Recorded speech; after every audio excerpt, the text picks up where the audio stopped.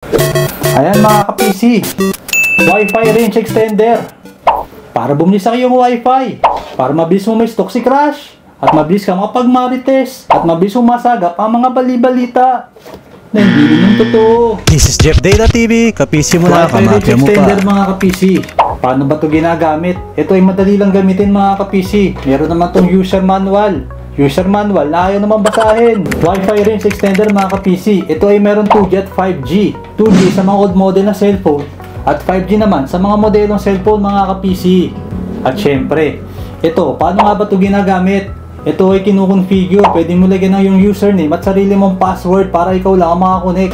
Easy lang mag-setup nito mga ka-PC. Basta susundin mo lang kanyang manual. At syempre mga ka-PC, kapag ka meron kang Wi-Fi extender sa bahay, mas convenient para sa inyo ang paggamit ng internet. Mas mapapabilis sa inyong online school, ang inyong mga research, pati ang pakikipag-chismis, mas mapapabilis. At syempre ka-PC, pwede ka rin maglagay nito kahit ilan. Pwede ka maglagay ng bukod sa iyong labas, sa parking, sa terrace, sa kusina, sa kwarto, at kahit saan mga ka-PC. So wala mga ka-PC, yun ang quick explanation ng Wi-Fi range extender. Peace out!